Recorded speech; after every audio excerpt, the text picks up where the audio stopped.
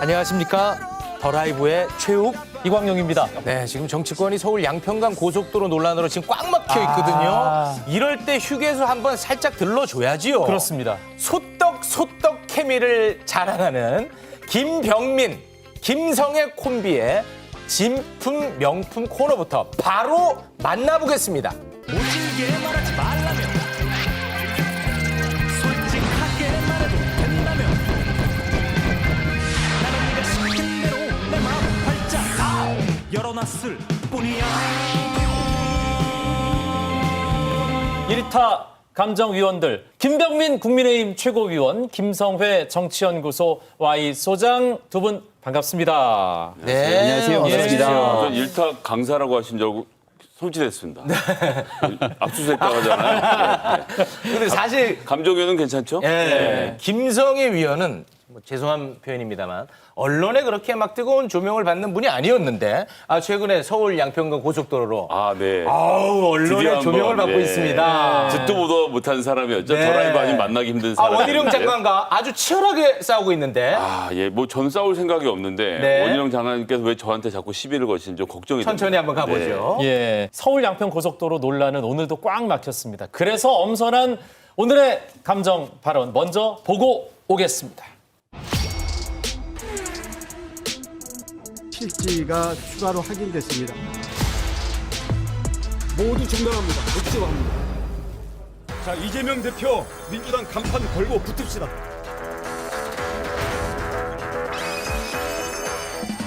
내가 못 먹으니까 부셔버리겠다. 이게 놀부심보도 아니고 참 기가 막힙니다. 장관의 백지화 선언이 바로 백지화되어야 됩니다.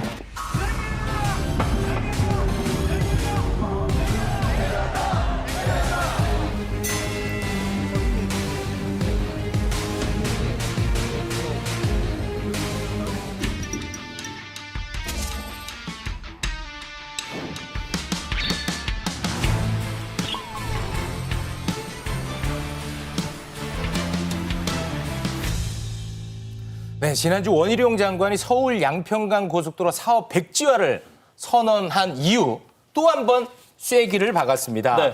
민주당의 거짓 선동, 정치 공세 때문에 사업을 추진할 수 없다. 이 발언의 감정가 지금 바로 매겨 주십시오. 네, 10,000원 플러스 50만 원, 96,700원. 96,700원 한번 가볼까요? 예, 원희룡 장관님 정치 인생 걸고 한번 붙읍시다. 예. 본인 은퇴한다고 말하지 않았습니까? 네. 조금이라도 자신이 김건희 여사의 땅이 거기 있는 줄 알았다면 장관직 그만두고 정치 인생 그만두겠다. 96,700원. 정치 인생 끝나고 정관 인생 끝나도 또 가장으로서의 노동은 해야 되지 않겠습니까? 요즘 공중파 라디오 출연하셨을 때 그런 거를. 예. 3.3% 떼고 나면 96,700원 정도 가져가실 수 있습니다. 예. 어렵지만 이렇게 해서 조금씩 모으면 아이들과 함께 행복한 노후를 보내실 수 있으니까요. 네. 제가 나머지 재료는 잘 준비해뒀으니까 네. 은퇴하신 다음에 제2의 인생의 커리어 쌓아가시길 바라겠습니다. 더 라이브 출연료 절대 아닙니다. 예. 네, 거기까지만 정리하겠습니다. 돈이 네. 받는 사람마다 다른 거 아닌가요? 그럴 수 있겠네요. 더 많이 받고 다녀요? 50이 자신감? 야, 더 많이 받고 다녀요. 아니 근데 이게 보통 50만 원 더하기 10,000원 쓰잖아요. 예. 이렇게 뒤집어졌어요. 10,000원을 앞에 둔 이유는 생태탕 한 그릇 가격 10,000원을 적었고요. 아, 뒤에 있는 생태탕. 50만 원은 페라가모 구두 한 켤레의 값을 적었습니다. 우리 땅 하면 제일 많이 국민들께서 생각나는 게 바로 내곡동 오세훈 전 시장 선거를 앞두고 있었던 4.7 보궐선거 땅. 네. 그때 노세훈 시장이 페라가모를 신고 생태탕을 먹었냐 안 먹었냐 갖고 네. 2달, 3달 내내 시끄러웠지만 맞습니다. 시간이 지나고 나서 이 문제 아무런 문제되지 않고 다 끝났습니다. 선거 내내 내곡동 땅 때문에 서울시가 뒤집어질 것처럼 얘기하고 내내 그 문제를 끌었지만 결과는 진실 혹은 거짓의 거짓으로 판명이 났는데요. 이번 땅이라고 하는 건 네. 워낙 국민 감정에 관한 부분들이 많기 때문에 의혹을 제기하면 할수록 쭉 끌려 들어갈 수밖에 없지만 결국 그 진실의 끝에 가짜뉴스 거짓이 있게 되면 네. 여기로 인해 나타나는 모든 피해는 양평 국민들과 그리고 대한민국 수도권에서 이 고속도로를 이용하는 국민들께 돌아갈 수밖에 없다는 생각에 이 문제를 끊어내겠다는 원희룡 장관의 발언에 감정가를 51만 원 적었습니다. 네. 이제 민주당이 의혹 제기하는 것을 이제 거짓 선동이라고 예. 이제 성격 규정을 하신 것 같은데 가짜 그러면은 뉴스. 네, 가짜 뉴스. 그러면은 사업을 백지화할 게 아니라 그 가짜 뉴스를 좀 바로잡는 방향으로 가는 게 어떻겠느냐 하는 지적이 있는데 거기에 대해서는 어떤 생각을 갖고 전적으로 있습니까? 동의합니다. 아, 동의입니까? 그럼요. 가짜 뉴스를 바로잡으려고 노력을 했거든요. 네. 아니다, 아니다, 아니다 수없이 얘기해도 네. 아닌 것이 아닌 것을 증명하라라고 나오게 되면 네. 가짜 뉴스가 아닌 것을 증명하다 날이 셀 수밖에 없거든요. 어. 그러니까 이재명 대표가 오늘 뭐라고 얘기를 했냐면 권력 비리의 전형이라고 얘기를 합니다. 아니라고 얘기를 하는데 권력 비리 전형이라고 얘기를 하면 뭐라고 답을 해야 됩니까? 네. 그리고 이걸 국정농단이라고 얘기를 합니다. 그러니까 이런 방식의 정치 공세가 이어지게 되면 팩트를 근간으로 아니라고 설명하다가 날이 셀 수밖에 없고요. 뭐 백지화는 어쩔 수 없는 선택이다. 백지화로 가지 않을 거라고 생각합니다. 근데 아. 고육직책으로 이렇게까지 충격요법을 한번 줘놔야 그리고 난 다음 정말 국민들과 양평 국민들을 위한 선택으로 가기 위해서는 전문가들이 참여해서 이 문제 끌고 가야지 야, 정치권은 제발 좀 뒤로 물러나서 네. 국민들을 위한 길들을 좀 열어주자라고 하는 근데 고육직책. 그 발언은 또 얼핏 잘못 들으면 예. 시민이나 국민들을 볼모로 민주당 길들이기처럼 이게 들릴 수 있거든요. 그 오해 살 수 있을 것 같은데 그 전혀 발언은. 그런 발언이 아니다라고 생각을 하고요. 최종적으로 어떤 안대로 결정이 되더라도 김건희 여사를 둘러싸여 있는 가짜 뉴스들이 이곳저곳에서 터져나오고 정치 공세가 이어지게 된다면 결국 가장 최적의 대안을 찾을 수가 없습니다. 최적의 대안을 찾아내기 위해서 정치권들이 뒤로 좀 물러날 수밖에 없다는 네. 의지의 표현들을 말씀드립니다. 네. 네. 최적의 대안은 이미 있죠. 이 사업은 오늘 어제 제기된 게 아니고요. 여러분들 잘 아시는 두물머리 6번 국도 워낙 막혀서 이거 어떻게 뚫을까 해서 2008년에 이명박 대통령 시절에 시작됐던 일이고요. 그때 김선교 군수가 계셨습니다. 이분 국민의힘 군수셨고 지금은 국민의힘 소속 의원 하시다가 현재는 아니신데 삼선 하셨죠? 예, 삼선 하셨죠. 예. 그 삼선째는 2017년에 김선교 군수께서 서울부터 시작해서 양서면에 이르는 도로 노선을 정해놓고 여기에 대한 예비 타당성 조사를 받기 시작을 했습니다. 지금 원안이라고 원안이라고 하는, 예. 불리는 것이 확정됐던 것도 국민의힘 식이고요. 그다음에 국토교통부가 전략환경영향평가라는 걸 하면서 공지를 냈을 때도 바로 양서면으로 공지가 나갔습니다. 그랬는데 정말 공교로운 것은 뭐냐 하면 2022년 3월에 공지가 나갔는데 2022년 7월 윤석열 대통령이 3월 대선 이기고 2022년 6월에 국민의힘으로 군수가 바뀐 다음에 전직 군수는 민주당이었고요. 네. 그런 다음에 갑자기 아무런 설명도 없이 전략환경영향평가의 대상지로 강상면이 만들어진 겁니다. 이 과정에 대해서 물어보는 거거든요. 네. 그러니까 변경은 원희룡 장관이 하셨고 변경된 지역의 땅은 김건희 여사님과 그 일가들이 갖고 계시고 네. 고속도로를 폐지하겠다고 말한 것도 원희룡 장관인데 사과는 민주당한테 하라고 하시니 저희가 뭘 어떻게 해야 될지 몸둘 바를 모르겠습니다. 앞서 김성회 위원이 상당히 화제가 되고 있다. 네. 최욱 씨가 그 얘기를 했잖아요. 무려 장관과 싸우고 있습니다. 예, 원희룡 장관이 김건희 여사 일가 땅이 그곳에 있었다는 걸 이 사안이 불거지기 전에 조금이라도 인지했다면 장관직뿐만 아니라 정치 생명을 걸겠다 이런 얘기를 했습니다. 그런데 김성회 위원이 원희룡 장관이 지난해 국회 국정감사에서 했던 발언, 이 회의록을 찾아서 반박을 했는데 일단 어떤 내용인지 영상을 먼저 보겠습니다.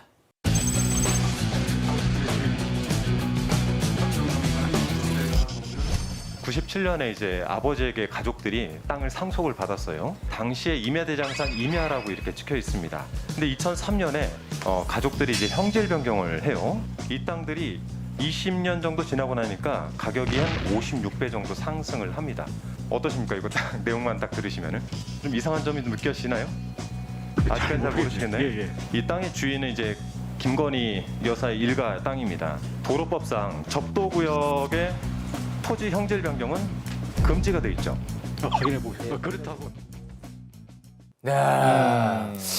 그러니까 이제 김성회 소장은 원희룡 장관이 사전에 김건희 여사 일가 땅이 있었다는 걸 인지했다고 생각한다는 거죠? 네, 그렇습니다. 이것이 그 문제가 되는 바로 국토교통위원회 회의록입니다. 네. 제가 이것의 4년치 회의록을 전부 다 볼 시간은 없고요. 네. 그럴 이유도 없고요. 요즘 인터넷이 잘 돼 있거든요. 오. 국회 사무처 홈페이지에 가면 전 또 국회 보좌관을 했기 때문에 회의록 찾는 건 좀 특화가 돼 있어서요. 네. 어떤 키워드가 요 사건에만 해당되는 걸까 생각을 한 끝에 병산리라는 단어를 찾아냈습니다. 병산리. 예, 양평이라고 치면 뭐 5만 양평과 관련된 국회 소식들이 많이 나올 건데 네.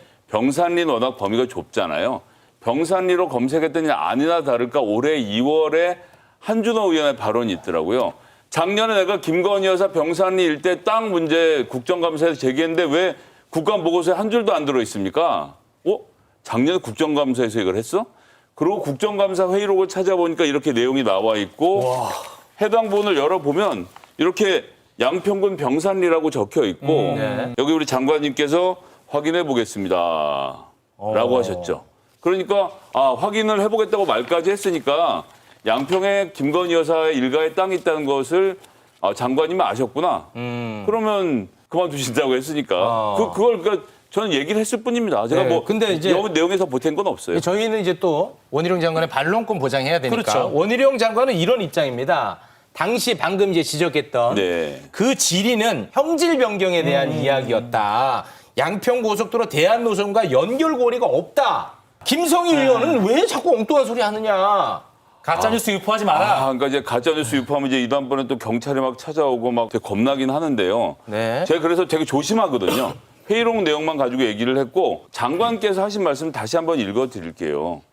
조금이라도 인지했다면 정계 은퇴를 하겠다고 하셔서 네. 조금만 인지한 걸 보여드린 겁니다. 제가 국회 회의록을 왜 찾아봤냐면요.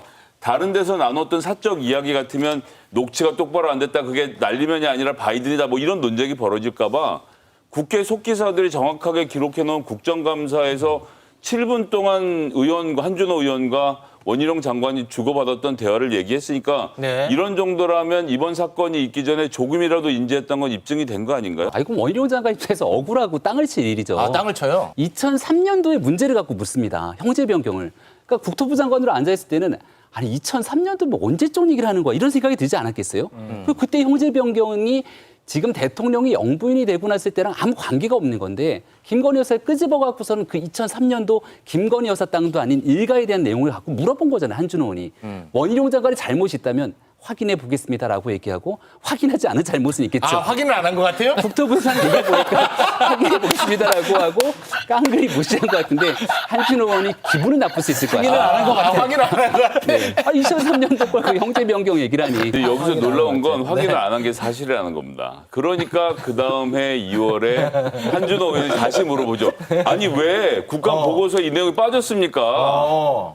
라고 한다는 것은 안 들어가 있었다는 얘기거든요. 그러면 그걸로 다시 문제 제기가 됐으니까 그 자리에서도 원희룡 장관이 또 한 번 당한 겁니다. 근데 이게 기억이 안 난다고 하시니 글쎄요, 뭐 저는 조금이라도 인지한 부분 알려드린 거니까 제가 뭐 다른 주장을 하지 않았습니다. 네. 회의록만 보여드렸으니까 가짜뉴스는 아니라는 점 말씀드리겠습니다. 알겠습니다. 예.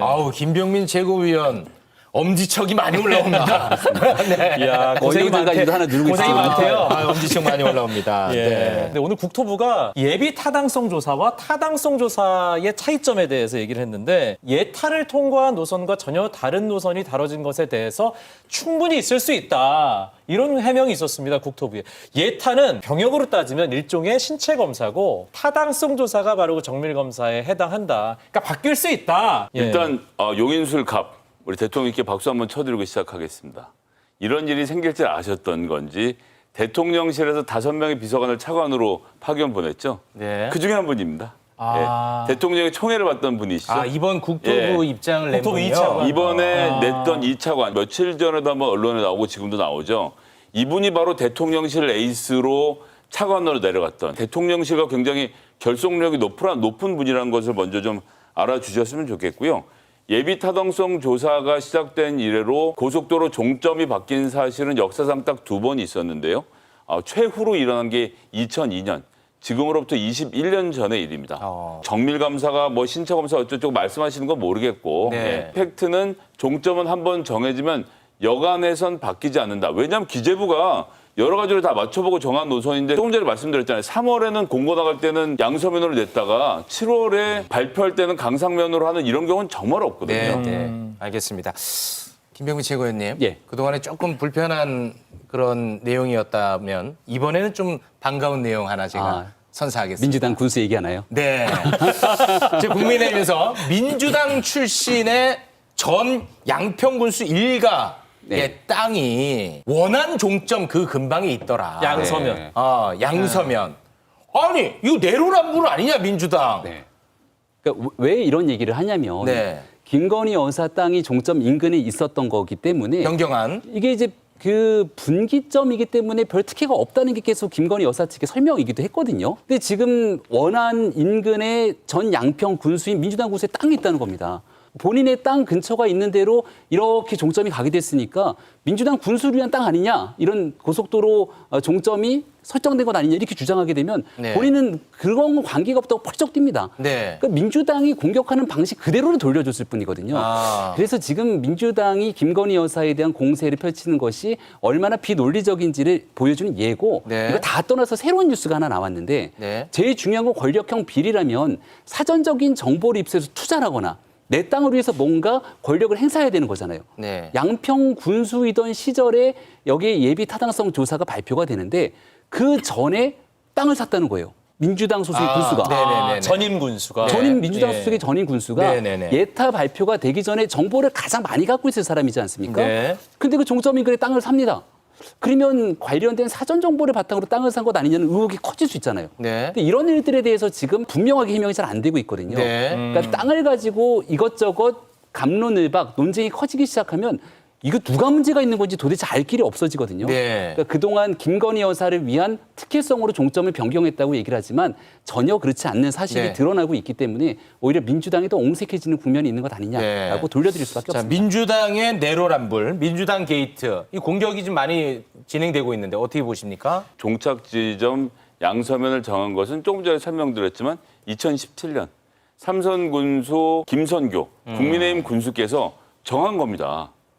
그럼 이걸 정하는데 민주당 군수도 아닌 군수 후보인 사람이 김선교 군수한테 우리 거기 땅 있으니까 그 앞으로 좀 내줘라고 부탁을 했다는 겁니까? 그러니까 얘기 앞뒤가 하나도 맞는 게 없어요. 그러니까 예를 들어서 그 땅을 사놓고 노선을 갖다 대는 것을 민주당 군수가 했다면 뭐 의혹이 있다. 충분히 제기할 수 있는데 그 양서면에 갖다 댄 사람은 김선교 군수입니다. 네. 이거 뭐 더 설명이 필요한가요?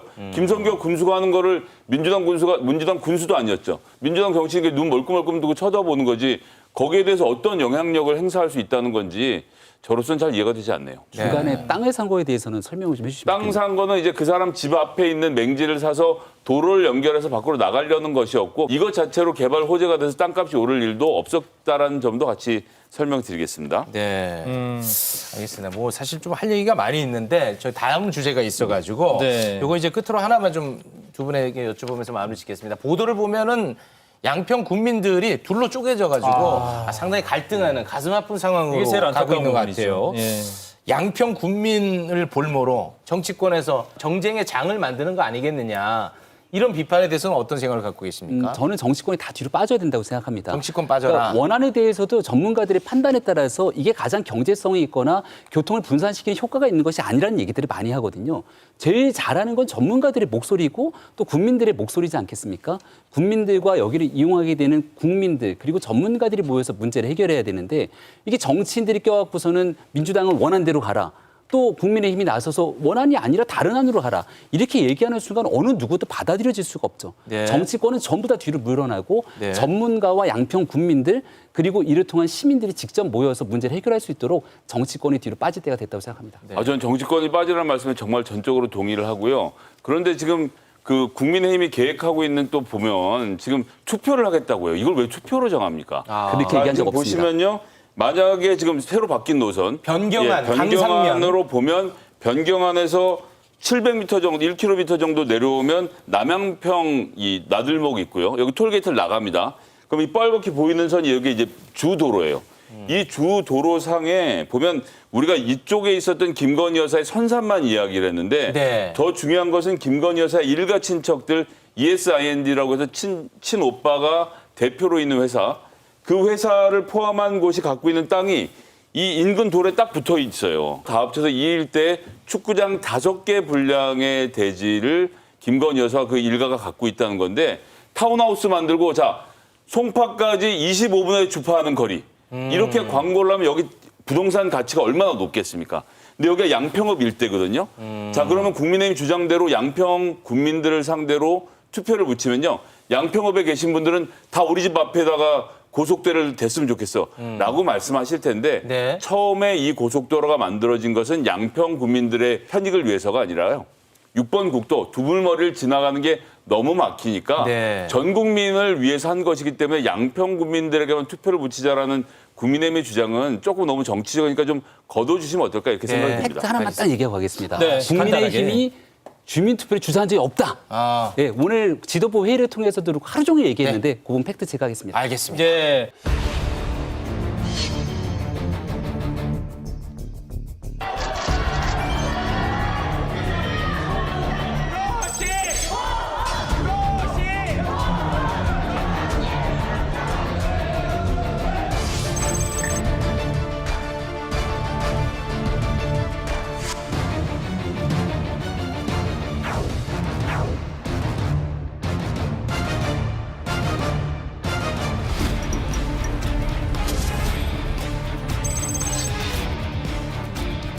would be in conformity with the international safety standards. 굉장히 우려스럽습니다. 대한민국 국민들은 굳이 오염수를 마실 생각도 없고 오염수에서 수영할 생각도 없다는 점을 말씀드립니다.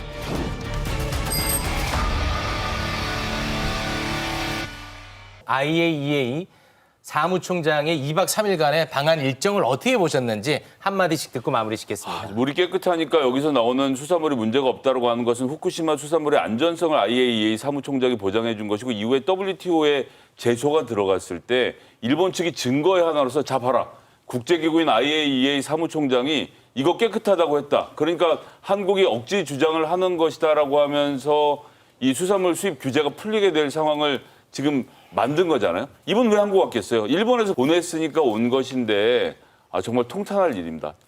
제발 여당은 정부는 원래 약속대로 수산물 수입은 안 하셨으면 좋겠습니다. 그러니까 후쿠시마 수산물 수입으로 이어질 것을 걱정하시는 거죠. 그것을 예. 위한 발언이었다고밖에 보여지지 않아요. 예. 후쿠시마 수산물 절대 수입하지 않겠다고 정부가 여러 차례 얘기한 바가 예, 있습니다. 일관된 예, 입장입니다. 그럼요. 아마 IAEA 사무총장은 지금 오염수 방류를 통해서 그 물로 인한 혹시나 추가적인 오염이 대한민국뿐 아니라 전 세계 생태계에 미칠 영향을 걱정하잖아요. 그런 일이 없다는 얘기를 하게 된 것이죠. 2박 3일 동안 방한해서 이 IAEA도 결과적으로 대한민국이 분담금을 내고 있고 우리 전문가도 들어가서 같이 점검한 것인데 여기에 대한 국민적 우려가 있으면 어렵게 야당의 의원들을 만났을 때 그 많이 제기했던 수많은 우려들을 좀 해소시킬 수 있는 과학적인 얘기들을 나눴으면 어땠을까 하는 아쉬움이 남습니다. 네, 네. 민주당에 대한 아쉬움을 토로하신 것 같습니다. 예. 역시 일타 감정위원이었습니다. 고맙습니다. 두 분 고맙습니다. 고맙습니다. 네. 예. 국민의 혈세를 쓰는 곳에 성역은 있을 수 없습니다.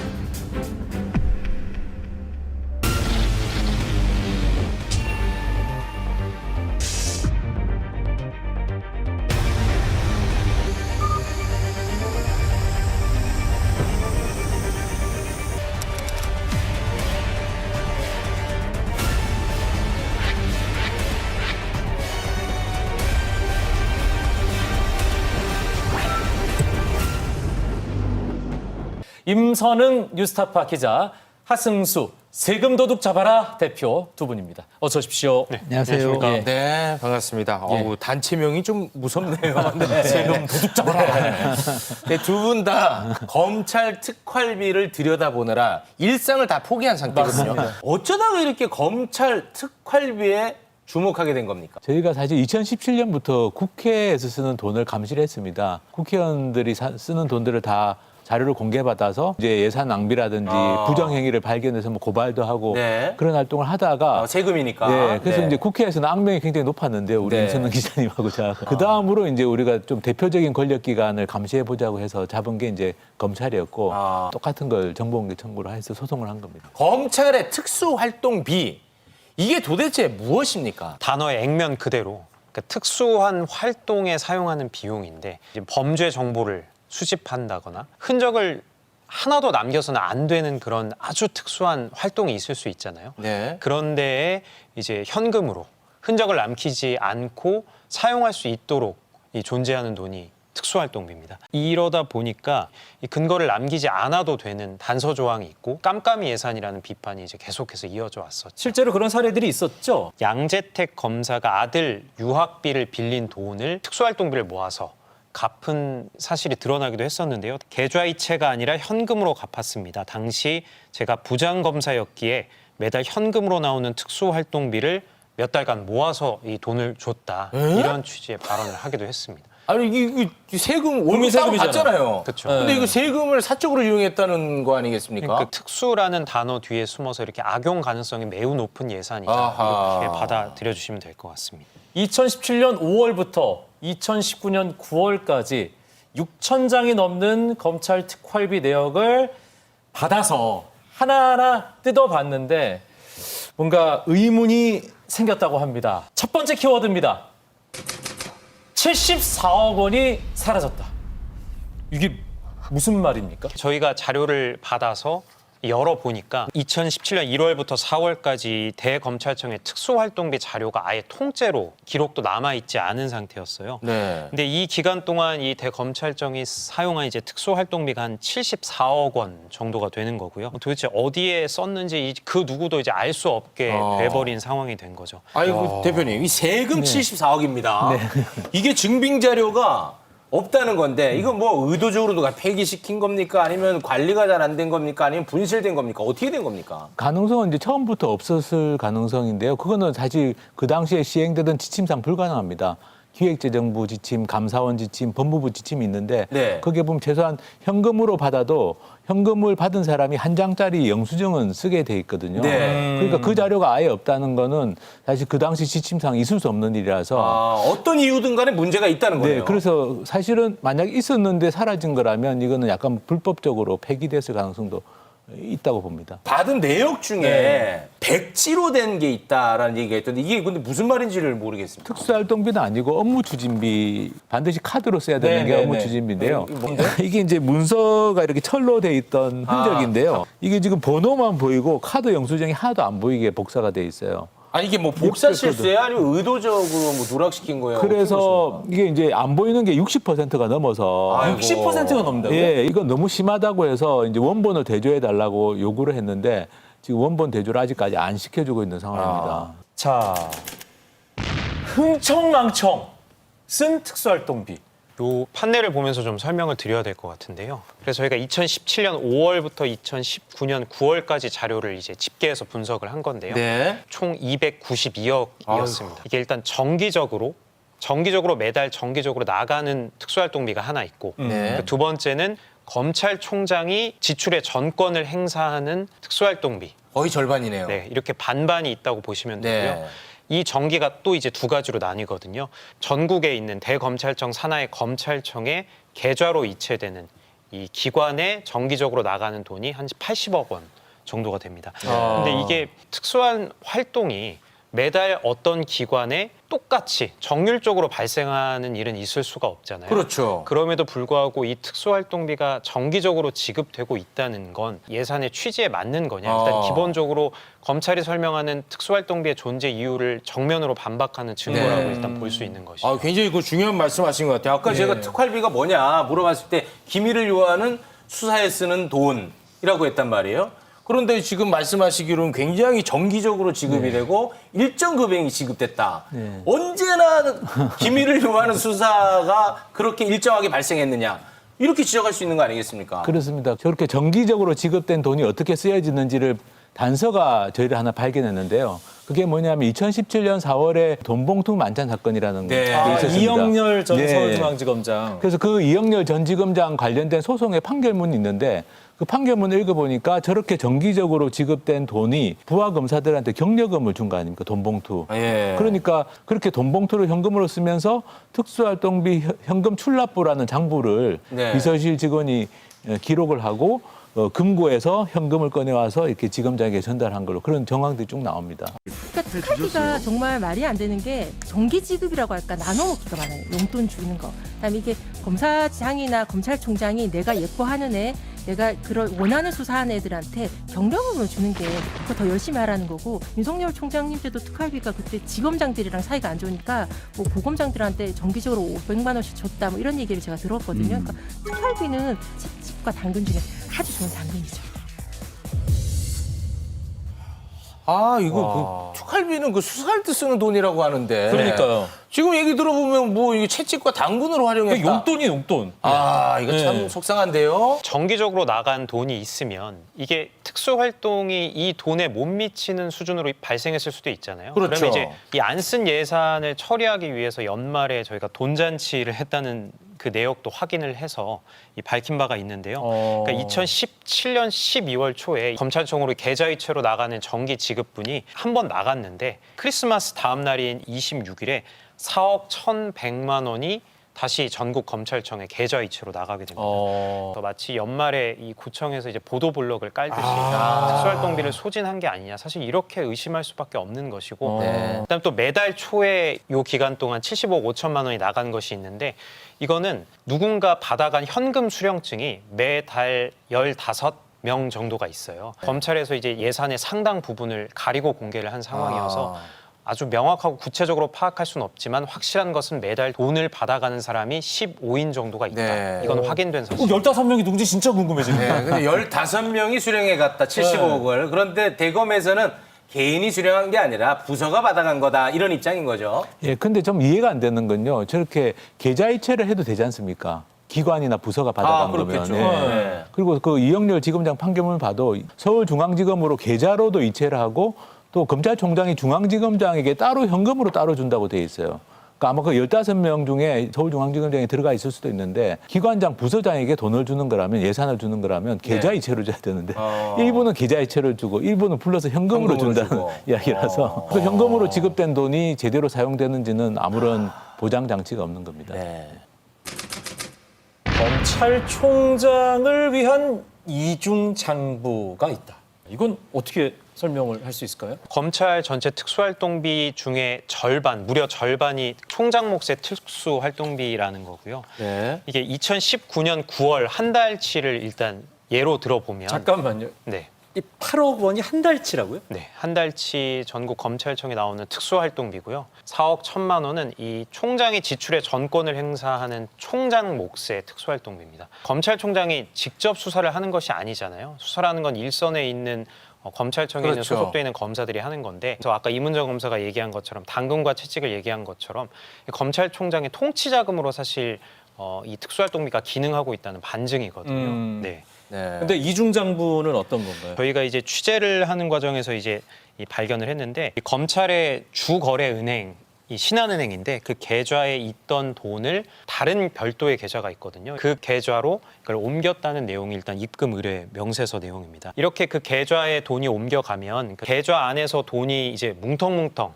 큰 액수가 빠져나간 금액들이 있어요. 네. 그게 이제 현금화돼서 총장실에 전달된 것으로 저희는 파악을 하고 있는데, 검찰총장 비서실로 전달돼 있는 현금을 관리하는 별도의 장부가 하나 더 있다. 저 총장 비서실에서 작성한 검찰총장 특수활동비 집행 내역이라는 장부입니다. 네. 이렇게 두 개의 장부로 관리를 하고 있는 상태입니다. 지금 말씀하신 검찰총장 비서실에서 쓰고 있는 한 사례입니다. 한 사례. 그러니까 2019년 8월 27일 날 5천만 원이 현금으로 나갔는데요. 이거는 이제 법원 판결에 따라서 검찰에서 지우고 공개한 겁니다. 지우고 공개했는데 그냥 한 줄 적고 아마 사람 이름 적고 그래서 5천만 원을 현금으로 5천만 원이면 이제 5만 원짜리 천장인데요. 이걸 누군가가 받아간 겁니다. 이게 끝입니다. 그 다음은 증빙이 없어요. 그러니까 5천만 원 나갔는데 그 어떻게 썼는지에 대해서는 확인을 할 수가 없어요? 확인도 없고 아마 자료도 없을 수 있다라는 상태고요. 그냥 이렇게 해서 받아간 겁니다. 8천만 원도 있고 1억도 있고 1억 5천짜리도 있고요. 한 장 쓰고 이렇게 정말 기밀이 요구되는 수사 활동에 제대로 쓰인 건지 지금 확인을 할 수가 없는 상황입니다. 네. 아, 그 집행 내용 너무 궁금해지는데. 그런데 저거는 이제 불러 처리가 돼 있습니다. 저게 다 세금이잖아요. 저희 또 안전하게 가야 됩니다. 자, 검찰의 입장도 나온 게 있습니다. 네, 지난주 목요일에 저희 뉴스타파 보도가 나간 이후에 입장문이 나왔는데요. 이게 특수활동비는 수사 등에 이제 필요한 업무를 토대로 매년 초 세운 계획에 따라 각급 부서에 배정한다. 검찰의 수사 업무가 연중 계속되기 때문에 네. 정기 집행분에도 크게 문제가 없다. 이렇게 지금 반박을 하고 있는 상태입니다. 대검 해명 보고도 도저히 납득 안 되는 대목이 몇 가지 있는데 그 중에 하나가 이제 대검에서는 2017년 9월부터는 우리가 제대로 관리하고 있다고 해명했는데 그 이후에도 지금 영수증이 비는 게 또 2억 원이 있습니다. 아까 74억 원은 통째로 없는 거고 그다음 그 뒤에 거는 영수증이 있긴 있는데 한 2억 정도 가까이 금액이 내역은 있는데 영수증이 없어요. 끝으로 한 말씀 하시면서 마무리 짓겠습니다. 어렵게 소송에서 받은 자료, 네. 이 지난한 작업을 했던 그 네. 자료를 검찰의 금고를 열다라는 특별 페이지를 통해서 공개하고 있으니까 네. 공익적 목적에 부합하도록 공개한 것이니까 많은 언론도 관심 가져주시고 같이 취재해 주셨으면 좋겠습니다. 네. 예, 저는 지금 요번에 말씀드린 그 74억 원이 증빙이 없는 거는 사실 불법 폐기의 가능성이 굉장히 높기 때문에 저는 국회 차원의 어떤 진상 규명이 좀 필요하지 않는가. 왜냐하면 어떤 공공기관에서도 이렇게 큰 금액의 증빙 자료가 아예 없는 경우는 없습니다. 만약에 네, 민간 기업에서도 이런 게 없다면 민간 기업에서도 당장 뭐 압수수색 들어가고 그러는데요. 공공기관이고 특히나 법을 집행하는 검찰이기 때문에 이 부분에 대해서 좀 국회가 나서서 진상 규명을 해야 되지 않을까 싶습니다. 알겠습니다. 이 세금 문제니까 저희도 관심 갖겠습니다. 함께해 주신 두 분 대단히 고맙습니다. 고맙습니다. 고맙습니다. 월요일 밤 더 라이브가 준비한 소식은 여기까지입니다. 편안한 밤 보내시기 바랍니다. 오늘도 내일도 더 라이브.